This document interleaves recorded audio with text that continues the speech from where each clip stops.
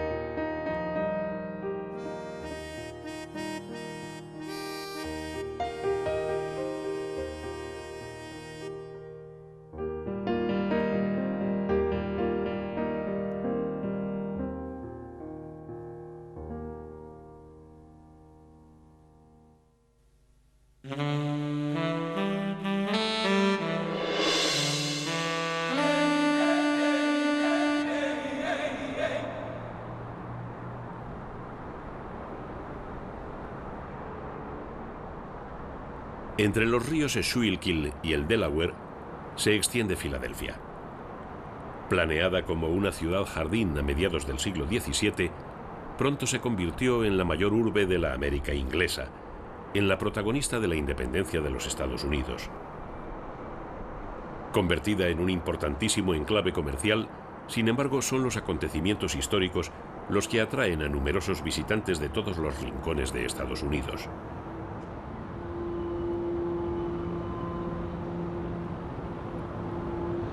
Su activo puerto, a orillas del río Delaware, impulsó su crecimiento, permitiendo a Filadelfia estar considerada como la segunda ciudad en importancia de la costa este, con 1.500.000 habitantes viviendo en la almendra central y más de 5,5 millones en su área suburbana.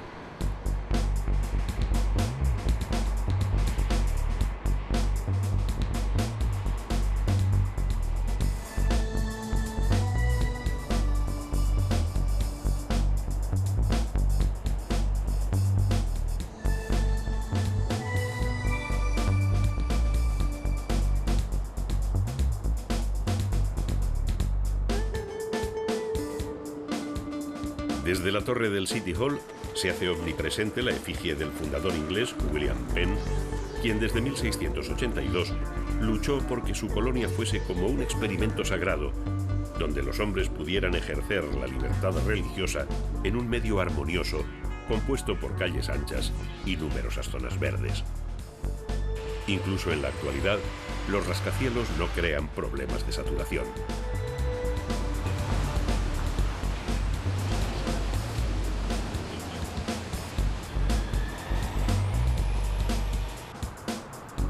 Pese a que se la considere una ciudad muy europea, en ella no existe ningún criterio de unidad. Los colosos de acero y cristal se levantan entre los edificios neoclásicos, formando un universo fragmentado que crece en altura, con volúmenes que se yuxtaponen sin solución de continuidad.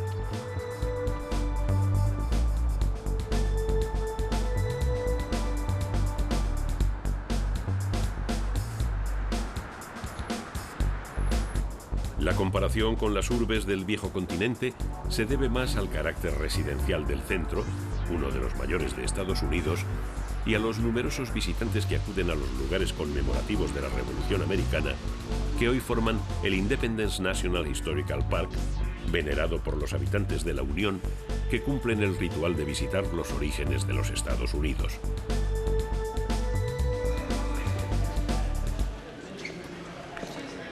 La Liberty Bell se convirtió en la campana más famosa al convocar a los ciudadanos de Filadelfia para apoyar la Declaración de Independencia.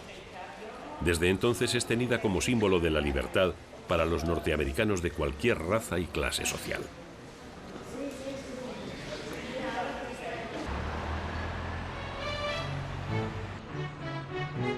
En el Independence Hall se redactó la Constitución y se reunió en 1775 el Segundo Congreso Continental, que logró la Declaración de la Independencia un año después. Parece que todavía resuenan las voces de los delegados que acordaron: todos los hombres son creados iguales y están dotados por su creador de ciertos derechos inalienables: la vida, la libertad y la búsqueda de la felicidad.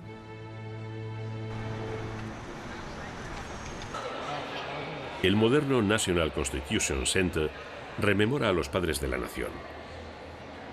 Los firmantes de la Constitución se codean con los visitantes. A ellos se debió un texto legal muy avanzado en el que quedaban separados y equilibrados los tres poderes: el legislativo, con 2 cámaras de representantes; el ejecutivo, con un presidente fuerte; y el judicial, cuya máxima instancia era el Tribunal Supremo. En el contiguo Congress Hall se reunían los representantes desde 1790 a 1800, cuando Filadelfia fue la capital del nuevo estado.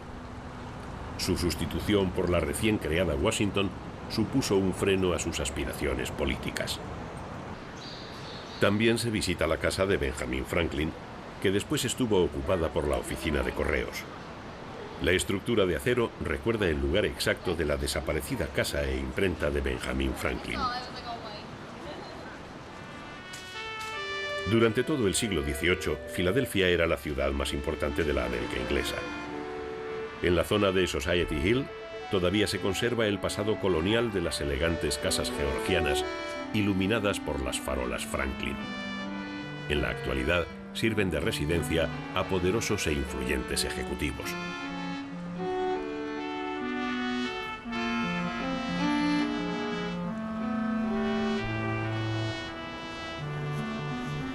La arquitectura de ladrillo pronto se combinó con elementos arquitectónicos clásicos llegados al nuevo continente desde Europa y basados en las enseñanzas del arquitecto italiano Palladio.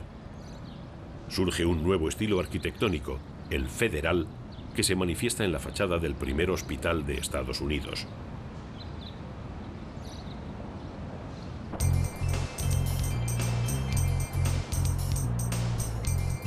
El cambio de escala al gigantismo queda representado por el puente dedicado a Benjamin Franklin. Filadelfia forma parte de la megalópolis, un fenómeno de urbanización continua del litoral del Middle Atlantic que se prolonga a lo largo de 850 kilómetros y engloba también a Washington, Baltimore, Boston y Nueva York, como cabezas visibles y millonarias en habitantes entre una constelación de ciudades de mediano tamaño.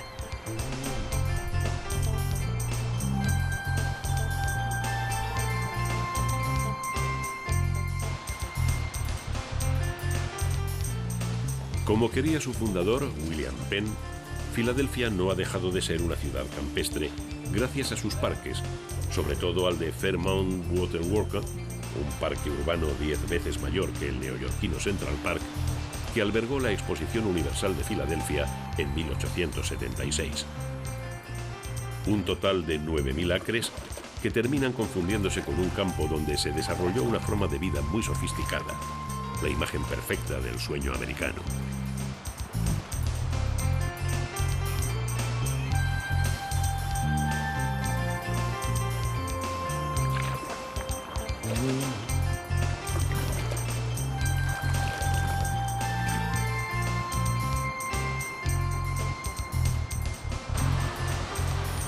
La Academia de Bellas Artes de Pensilvania está considerada el museo y escuela de arte más antiguo de Estados Unidos.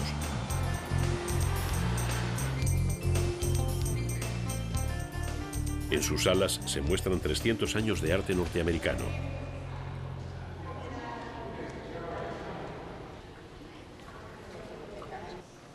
Alejados de los visitantes, se siguen formando los jóvenes de una ciudad repleta de monumentos. Por ley, el 1% del dinero que cuesta levantar un rascacielos ha de invertirse en monumentos públicos.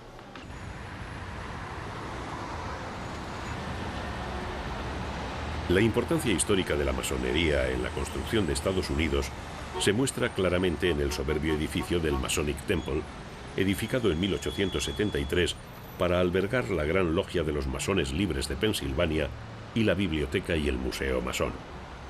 George Washington, el primer presidente, era masón, como otros muchos máximos dignatarios.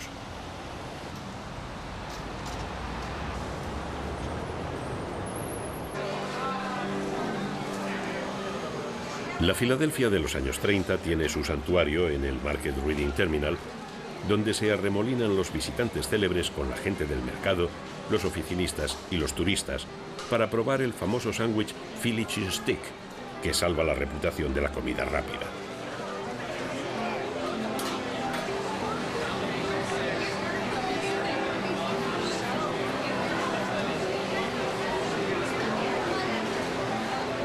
La exención de impuestos en ropa y calzado atrae a numerosos compradores que reponen fuerzas en este mercado tradicional.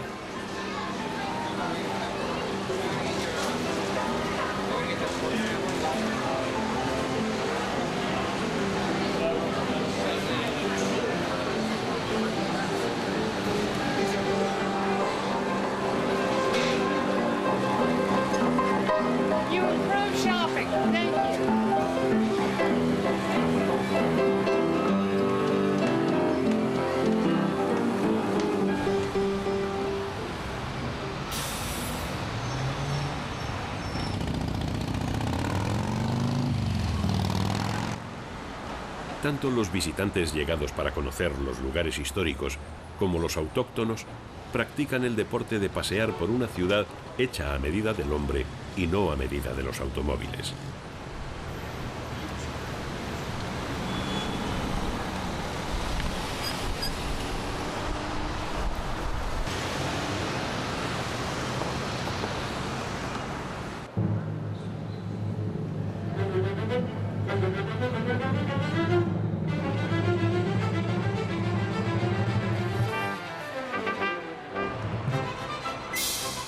Filadelfia vive la cultura con pasión y, por supuesto, con gigantismo, ya que su oferta cultural sobrepasa la demanda del estado de Pensilvania para atraer público de toda la costa este. La desmesura del Kimmel Center costó $250 millones y cuando abrió sus puertas en el 2001, centró en sus dos grandes salas las representaciones de la ópera y del ballet, así como los conciertos de la célebre Orquesta Filarmónica de Filadelfia.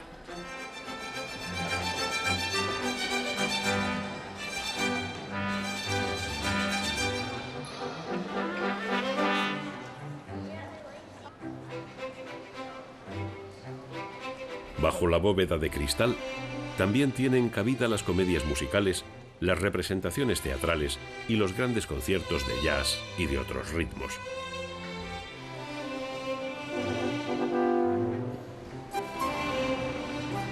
Oferta cultural que se completa con una serie de instituciones científicas, bibliotecas y museos que abren sus puertas en la Logan Square, instaladas en antiguos edificios de estilo neoclásico.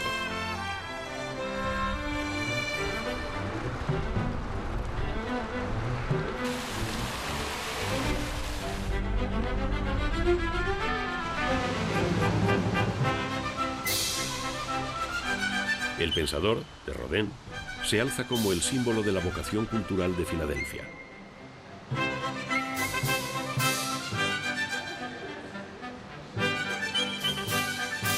El multimillonario Gilles Mastbaum reunió la mayor colección de obras del escultor francés, colección que legó a la ciudad y hoy se exhibe en un museo cuya importancia solo es superada por el de París.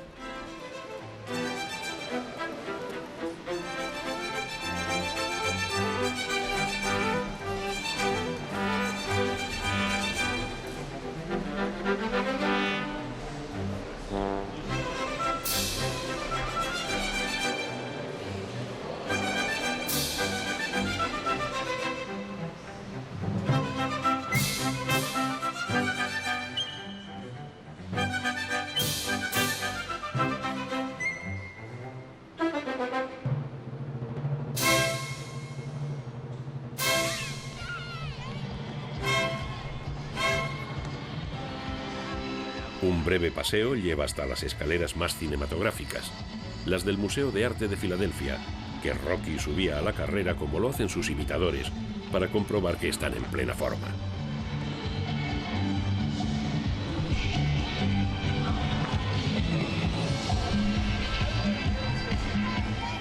Los largometrajes no cuentan si el boxeador entró alguna vez en las salas del museo, el tercero más importante de los Estados Unidos de América. El arte europeo, el asiático y el americano están representados en todas sus etapas, pero la colección de los impresionistas y los posimpresionistas tiene fama mundial gracias a los paisajes de Cézanne, la representación de Ámsterdam de Monet y del Railroad Bridge, también de Monet.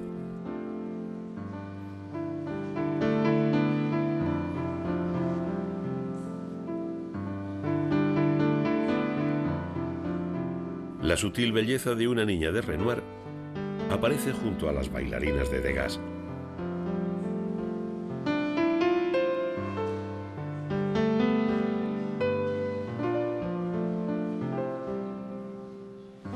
Los paisajes de Monet, las bañistas de Renoir y la reinterpretación del mismo tema que Cézanne realizó.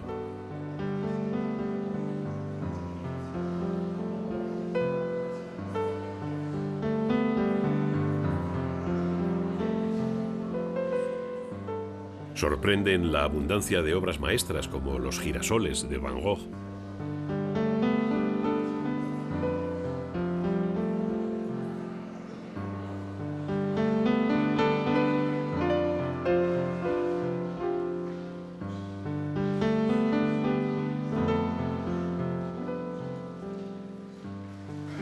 Y el Moulin Rouge de Toulouse-Lautrec.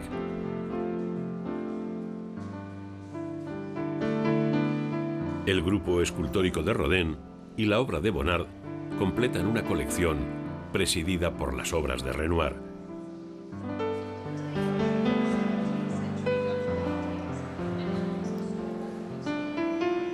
Y los grandes escultores de la vanguardia histórica.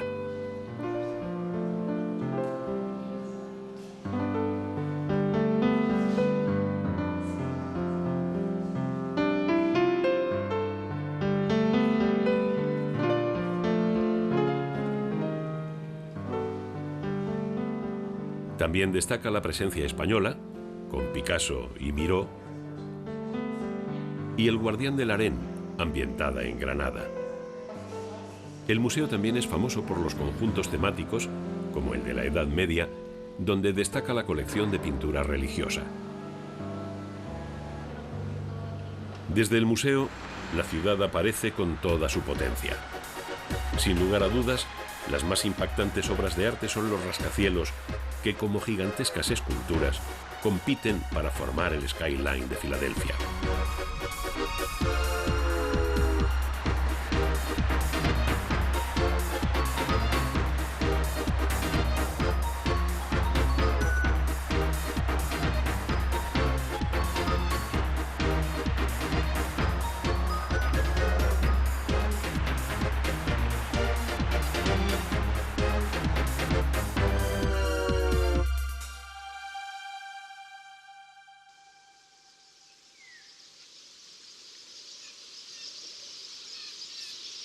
Al oeste de Filadelfia, camino de Gettysburg, las mansiones se esparcen por un paisaje urbanizado respetuoso con la naturaleza.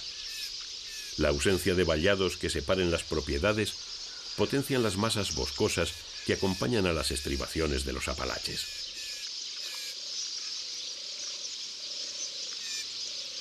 Desde el siglo XVIII, la alta burguesía impuso una forma sofisticada de entender la vida en el campo.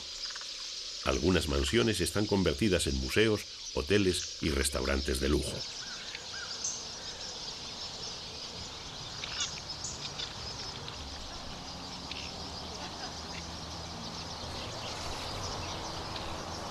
El edificio del Brandywine Museum plantea la relación entre el arte y la naturaleza, igual que la entendían los tres pintores miembros de la familia, los White, a quienes está dedicado.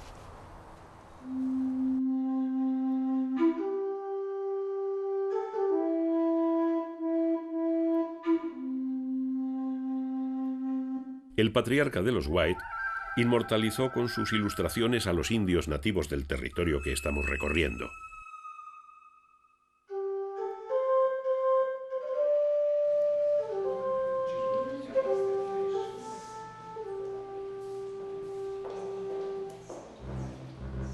El museo recuerda al bailarín ruso Rudolf Nureyev, que realizó buena parte de su carrera en los Estados Unidos, y la culta Filadelfia se rindió numerosas veces a sus ágiles pies.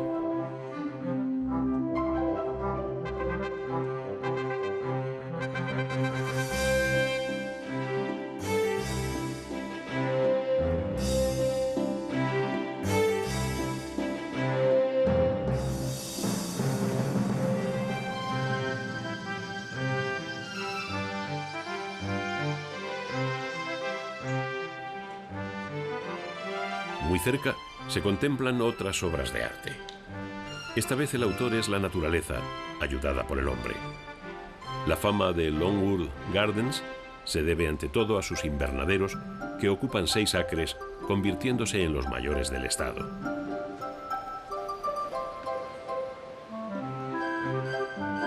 Parecen jardines acristalados donde se puede pasear en cualquier época del año, incluso cuando los campos están bajo la nieve.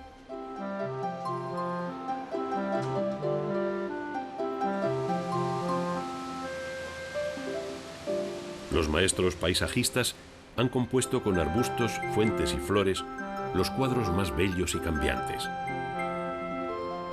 Divididos en secciones, la dedicada a la vegetación tropical reúne una colección de orquídeas totalmente aclimatada.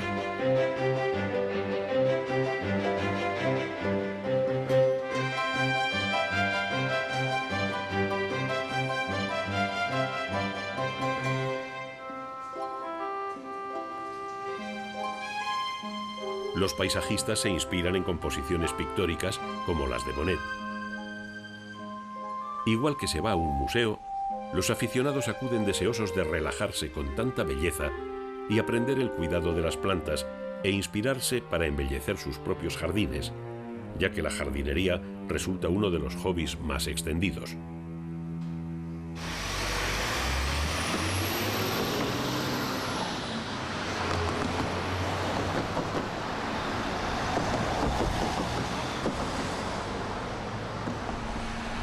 La pasión por conmemorar el pasado atrae a los patriotas a visitar Gettysburg para revivir la heroicidad de la mayor batalla de América del Norte.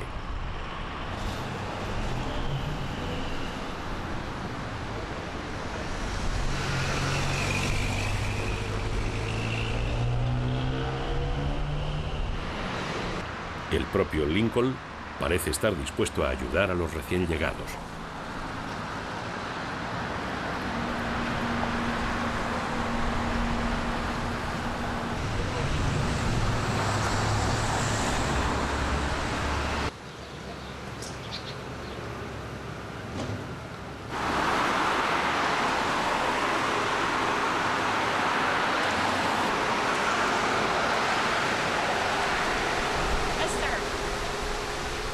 Toda la ciudad está repleta de recuerdos de la batalla que adquirió una dimensión épica ante la magnitud de la catástrofe.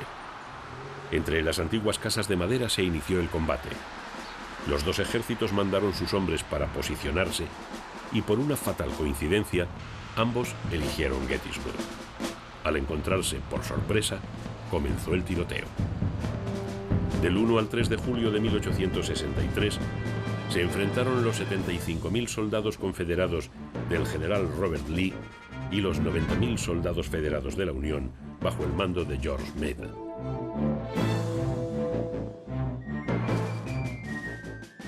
Las ondulaciones del terreno y el combate cuerpo a cuerpo provocaron una carnicería sin igual. Más de 50.000 hombres murieron en el campo de batalla que hoy forma el National Military Park. Los visitantes siguen paso a paso las posiciones y el desarrollo de los ataques, recordados por 1.300 monumentos que fueron levantados por los diferentes estados a sus caídos. En el tercer día se resolvió la batalla. El rugido de 230 cañones sembró de muerte las suaves colinas. Se sucedieron las acciones heroicas como el ataque a campo abierto de 14.000 soldados confederados contra la línea enemiga de Cemetery Ridge. Solo la alcanzaron 150 hombres, conociéndose desde entonces esta táctica suicida como la carga del general Pickett.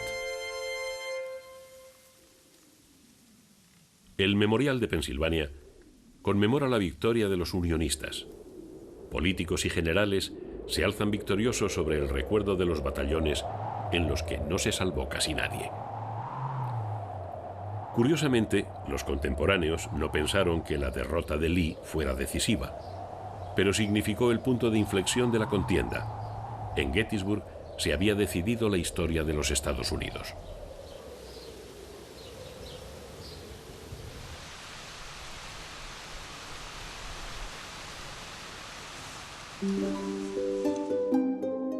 El recorrido patriótico continúa hasta el cercano rancho del presidente Eisenhower, donde el magnatario se alejaba de los vericuetos del poder. Situado a menos de 2 horas de Washington, era su refugio para desarrollar su faceta de granjero y practicar su hobby, la pintura. Entre sus invitados se contaron los grandes dignatarios del momento, desde Churchill a Khrushchev, desde De Gaulle a Adenauer, todos ellos protagonistas de la Guerra Fría.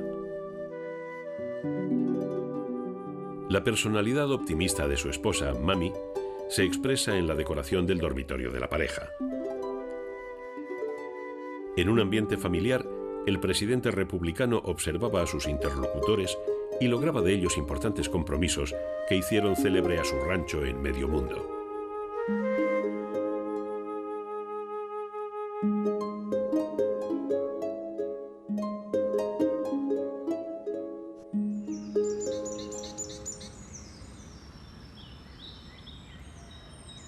El regreso al pasado se convierte en realidad, al oeste de Pensilvania, en el condado de Lancaster, a tan solo 100 kilómetros de Filadelfia. Las comunidades Amish y Mennonitas viven como aquellos primeros inmigrantes anabaptistas que, perseguidos en Alemania y Suiza, se enrolaron en la utopía de William Penn, empeñado en crear una sociedad basada en la libertad religiosa. The lifestyle here is very old-fashioned. And I suppose it would be like you might picture where you are 100 years ago. Un miembro de la comunidad Amish nos comenta: el estilo de vida aquí es a la antigua usanza, y supongo que una foto mía ahora es igual que hace 100 años. La gente vive sin electricidad porque cree que a través de ella llegan elementos perturbadores a sus costumbres. Utilizan el coche de caballos para el transporte porque creen que ayuda a mantener la familia más unida al no poder recorrer grandes distancias, como el automóvil.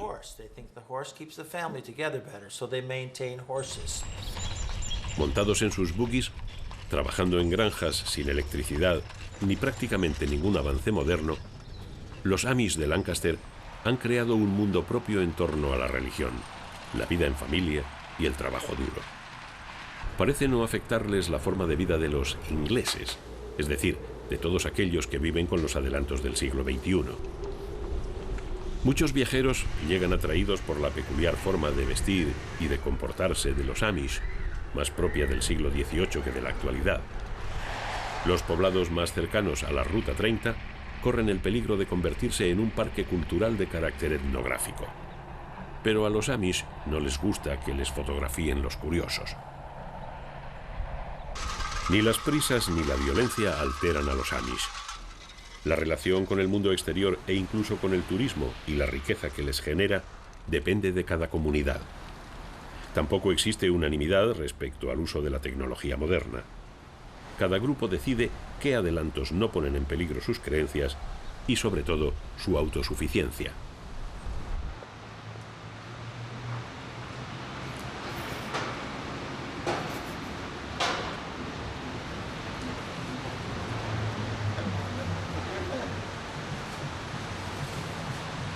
Lancaster no es una ciudad Amish. Sin embargo, permite encontrarse con la cultura de estas comunidades rurales de los alrededores.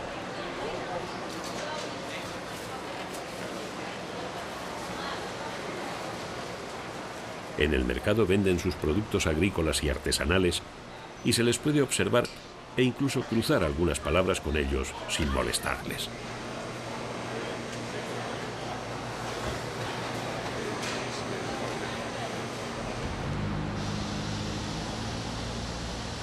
Lancaster es la capital del condado donde convergen los Amish con los campesinos modernos.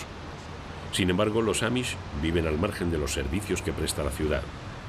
En su rechazo a la forma de vida actual, hay un intento de no ser asimilados y dejar de existir.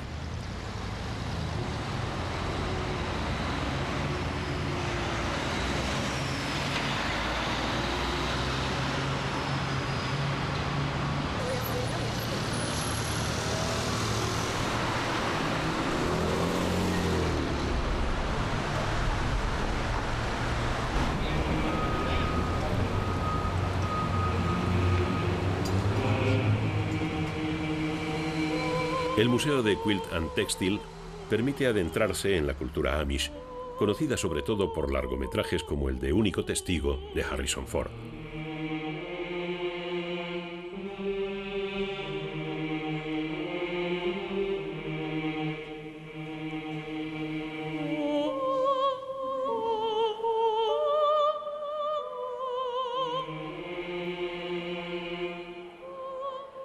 Las vitrinas muestran su artesanía más reconocida, los tejidos y la confección de edredones.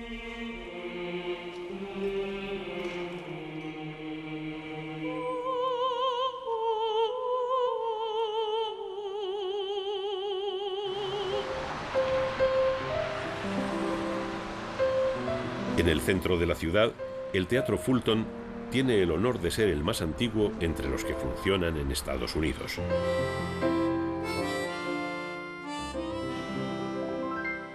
Durante el siglo XIX albergó grandes representaciones y su escena vio actuar a Sarah Bernhardt, entre otras celebridades.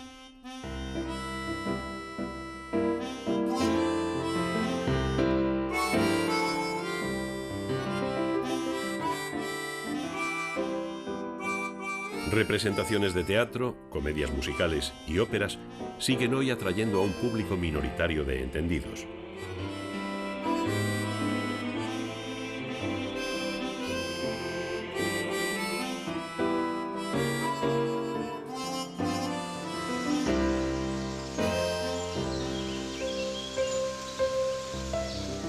Abandonamos Lancaster para penetrar en un territorio donde el agua y la tierra forman un auténtico laberinto.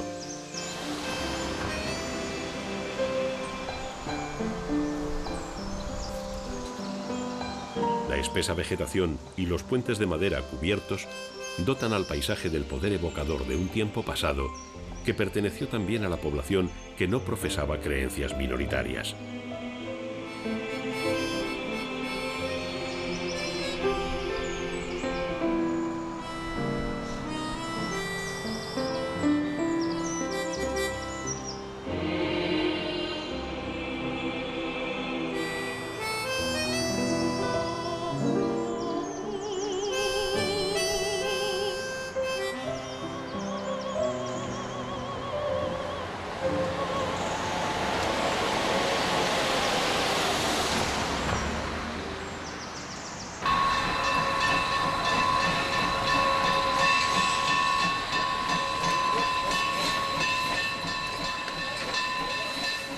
El Museo del Ferrocarril responde al gusto por conservar la herencia dejada por las generaciones pasadas en Pensilvania.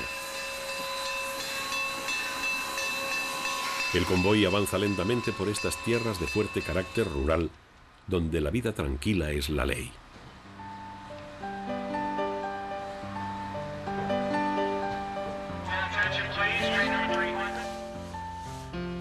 Una afición que ha impulsado la conservación de viejos oficios y que se mantengan en funcionamiento las viejas locomotoras de vapor, los restaurantes de época.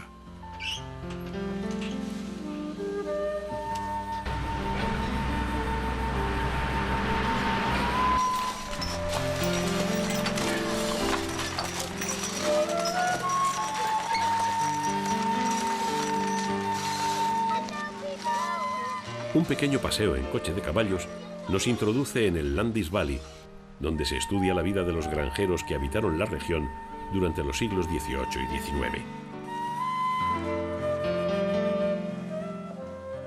What I'm doing is working here in the tavern, which is very much like El tabernero nos cuenta que trabaja en esta taberna, que se parece al lugar donde paraban los carros hace 200 años.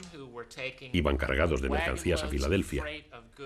La distancia entre Lancaster y Filadelfia es de 65 millas. Hoy nos lleva hora y media el trayecto. Si viajáramos hace 200 años, estaríamos hablando de aproximadamente 5 días. Solo podían recorrer 12 millas y media por día. Por eso venían a la taberna para comer, beber, dormir y jugar.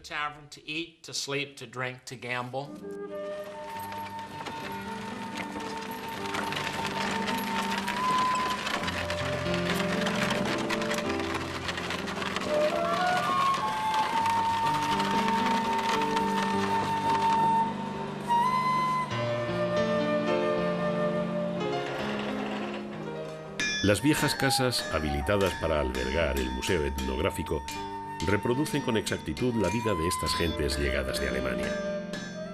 Ataviados con los trajes antiguos, estos personajes, surgidos del pasado, ilustran cómo se trabajaban los campos, los productos que se vendían en las tiendas o lo que se enseñaba en las escuelas.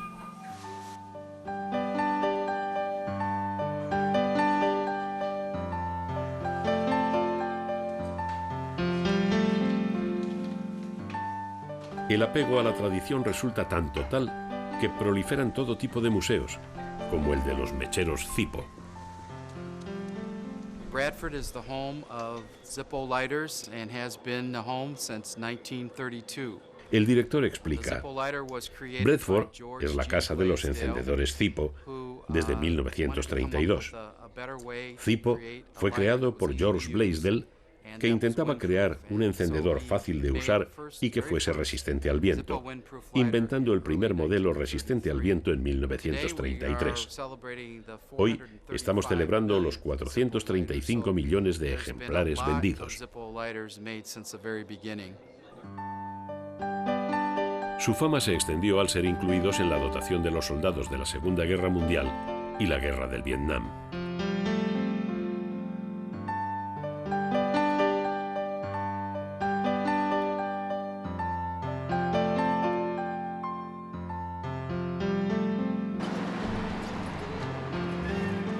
Atrás quedan las tradiciones de Lancaster rumbo a las montañosas tierras septentrionales.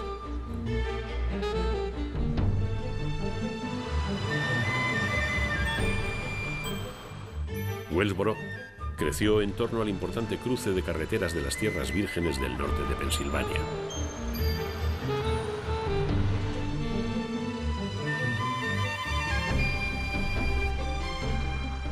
La más transitada es la mítica Ruta 6, que atraviesa los bosques y que cada fin de semana permite la llegada de los urbanícolas de Nueva York y de Washington.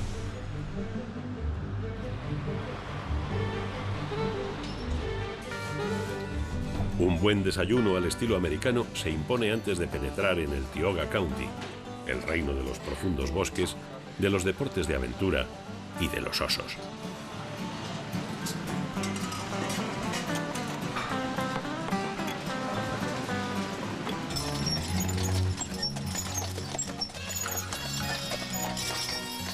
Las tradicionales carretas de los granjeros recorren las orillas del río que ha labrado el Gran Cañón de Pensilvania.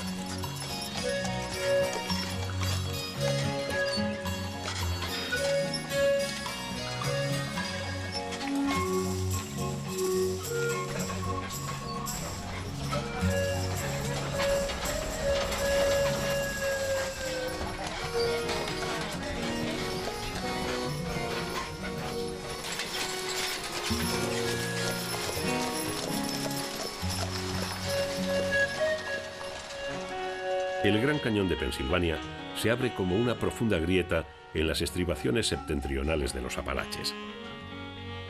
El medio ambiente forestal nos lleva al mundo de los leñadores que tuvieron una importancia capital en la historia de la región y en el folclore. Las compañías madereras llegaron a talar tal cantidad de árboles que a principios del pasado siglo prácticamente había desaparecido el bosque.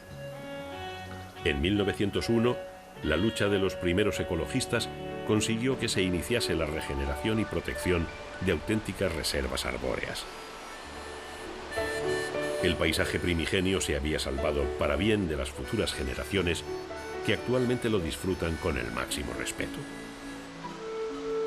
El área está protegida al pertenecer al Parque Estatal Leonard Harrison, donde está permitida la pesca deportiva y el senderismo que busca la contemplación de las aves y de la foresta. Una red de caminos perfectos para practicar el ciclismo se encuentra siempre recorrida por los viajeros más deportistas.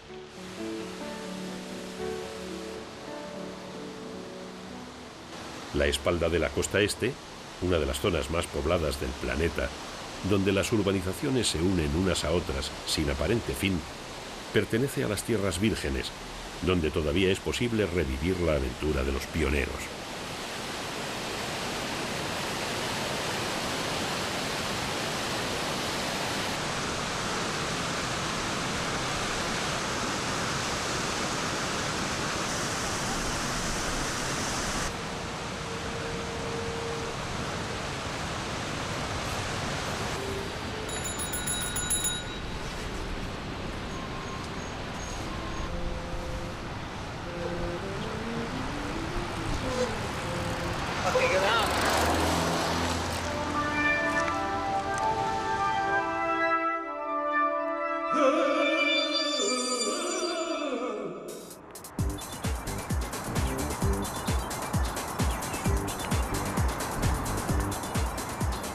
Pittsburgh, el centro del acero, se ha transformado en una ciudad postindustrial que ha cambiado las chimeneas por los rascacielos.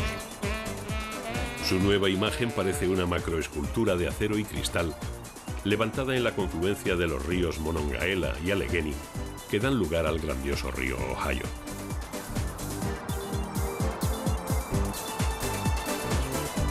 Los puentes son su verdadera seña de identidad.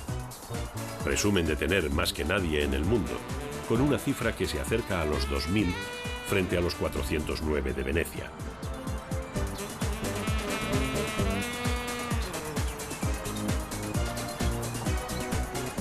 Forman una tupida red que comunica las zonas residenciales esparcidas por las laderas de los valles.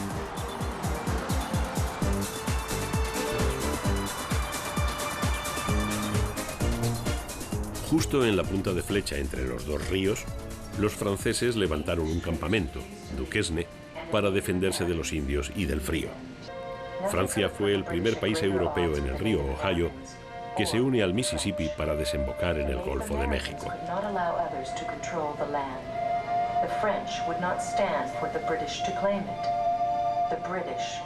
El Fort Pitt Museum recuerda a los pioneros y a los indios que perdieron la batalla por sus tierras y su identidad. Tras la Guerra Franco-India, de 1754 a 1763, los británicos capturaron la fortaleza construyendo una mayor, el fuerte Pitt, que no dejó de crecer desde la segunda mitad del siglo XVIII.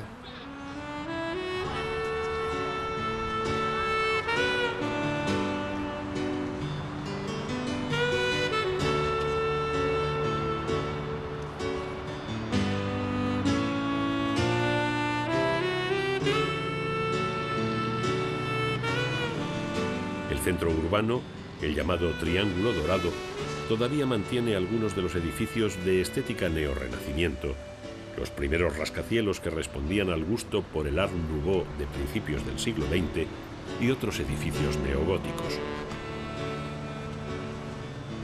Con la depresión de 1970, Pittsburgh perdió sus fuentes de riqueza tradicionales, las industrias pesadas. El acero, el cristal y el ferrocarril, que habían atraído a millones de inmigrantes europeos desde hacía más de un siglo, pasaron a ser historia. También los humos y la contaminación.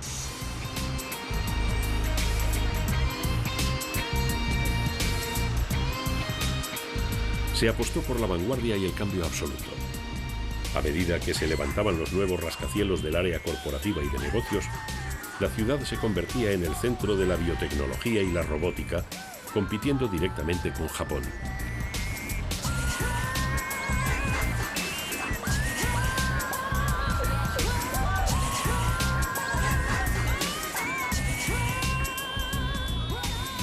Las grandes familias de magnates, los Carnegie, los Mellon, los Haynes, que eran los mecenas de museos y centros de estudio, también apoyaron la reconversión.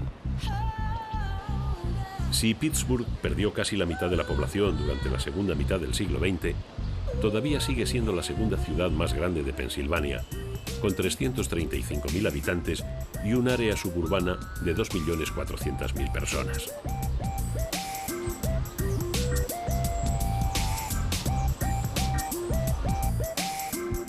Pittsburgh era cada vez más rica y se llenaba de artistas. Surgieron nuevas celebridades como el pintor Andy Warhol, y sus calles adquirieron una nueva imagen a través de los elegantes rascacielos, vigilados desde el American Institute of Architects, con sede en la ciudad.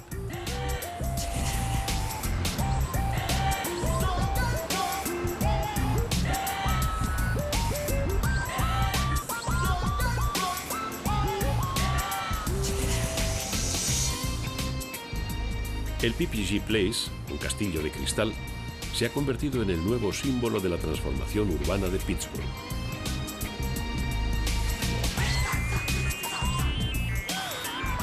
El estadio de béisbol del PNC Park, de los Pirates, y el estadio de fútbol americano Heinz Field, de los Steelers, subrayan la pasión por el deporte que identifica a Pittsburgh.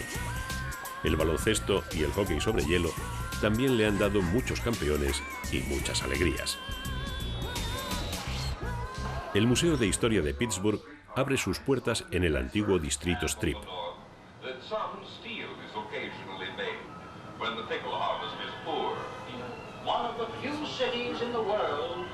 Las salas muestran las industrias tradicionales. La dedicada a la alimentación empaquetada, creada por el señor Haynes, con sus 57 productos diferentes.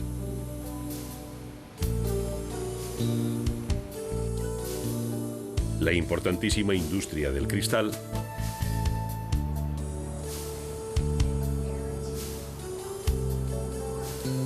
y la industria armamentística relacionada con los altos hornos.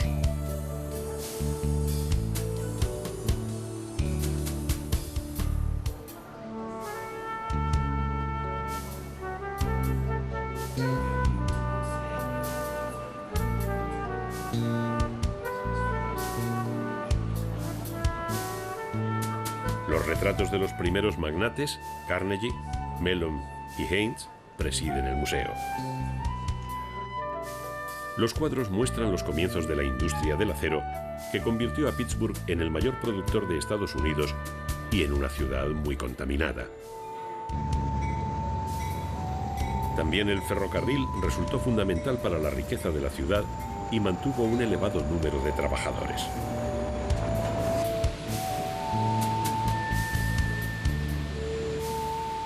Las casas se edificaban en la cima de las colinas para librarse de la contaminación. Por eso Pittsburgh es la ciudad con más cuestas después de San Francisco. Para salvar los desniveles existen numerosas escaleras y elevadores, como el panorámico del Monte Washington.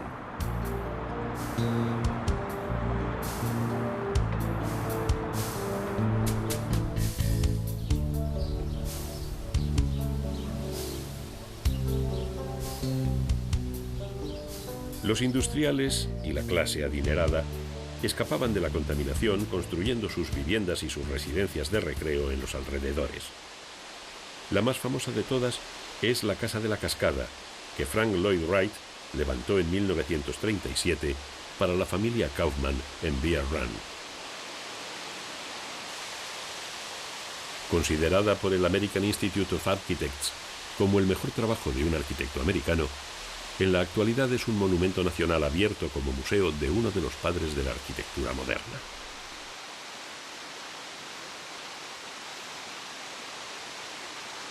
Wright diseñó la residencia más famosa de América, aplicando los principios que defendía de la arquitectura orgánica, que integra en el edificio los factores ambientales, las necesidades de uso y función, los materiales obtenidos en el entorno y las modificaciones surgidas en el proceso de construcción junto a los deseos del cliente.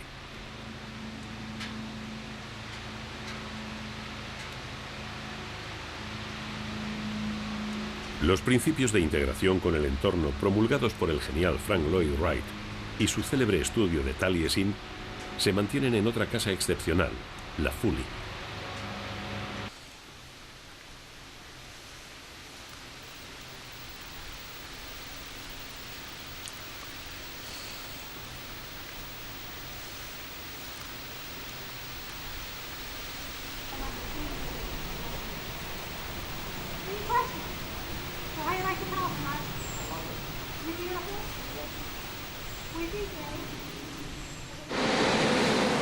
De regreso a Pittsburgh, el barrio de Oakland es el centro de la cultura. Su perfil está dominado por una estructura de 42 pisos de altura llamada la Catedral del Aprendizaje. Se hizo inspirándose en el estilo neogótico, cuya verticalidad y remates puntiagudos simbolizan el infinito, igual que el deseo de aprender que nunca termina. Bajo las nervaduras estudian los alumnos de la Universidad de Pittsburgh, orgullosos de contar con 2 galardonados con el Premio Nobel. La ciudad cuenta con otros 45 institutos técnicos superiores y un centro médico universitario, puntero en la investigación de los trasplantes de órganos, el cáncer y el SIDA.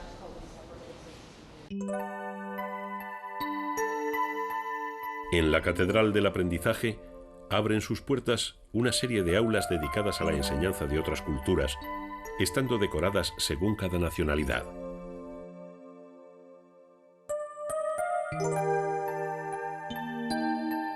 Enfrente, la capilla Heinz está abierta a todas las religiones.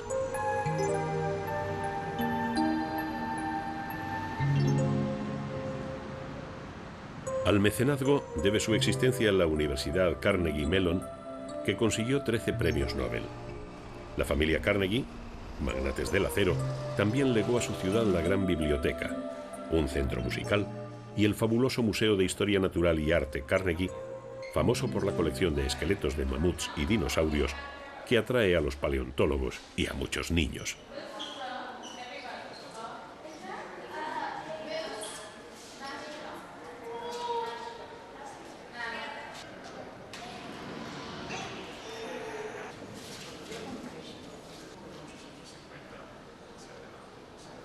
La soberbia colección de arte egipcio faraónico antecede a la colección grecolatina y a la gran sala de la arquitectura, donde se mezclan reproducciones de elementos griegos, asirios, romanos y góticos hasta formar un conjunto de carácter pedagógico.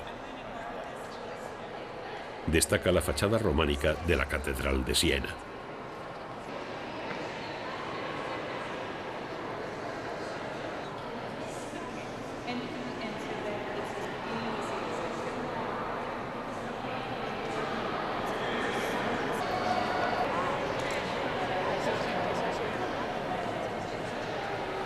La arquitectura del museo ha sido diseñada para realzar las colecciones. Las estatuas aparecen en un evocador espacio clásico.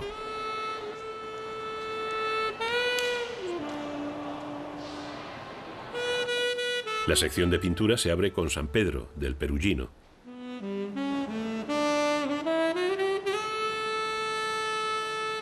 Otros cuadros de la colección Highlights llenan las salas. El retrato de Henri Rouard, de Degas, inicia las importantísimas obras de las vanguardias históricas.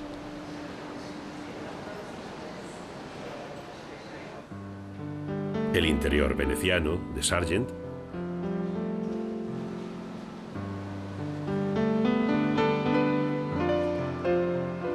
y el jardín de la calle Cortot, de Renoir, son 2 obras maestras, como Las bañistas, de Renoir.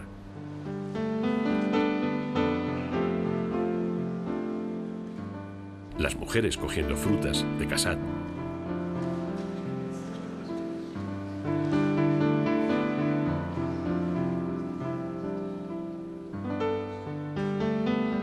Los nenúfares, de Monet, inicia una serie de excepcionales paisajes. La planicie de Aubers, de Van Gogh.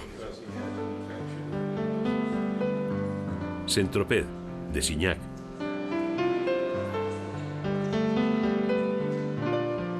los alrededores de Aix-en-Provence, de Cézanne,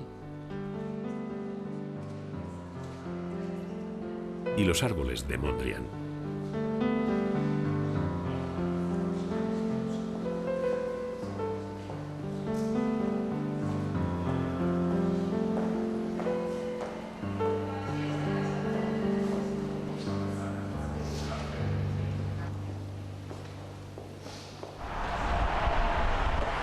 Cae el día y Pittsburgh sigue siendo una de las ciudades más seguras de Estados Unidos.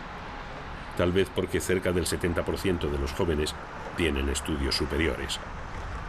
Y como toda ciudad universitaria, sabe apurar la noche y apostar por el punk rock en los animados locales de la reconvertida zona portuaria del río Monongahela.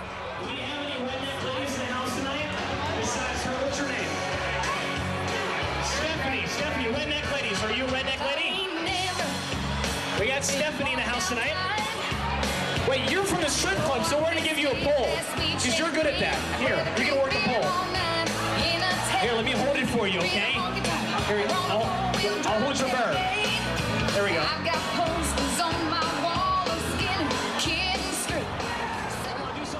Pittsburgh tuvo que cambiar de piel y reinventarse a sí misma como ciudad de servicios, de tecnología y de cultura vanguardista, convirtiéndose en un emblema de la ciudad postindustrial del siglo XXI.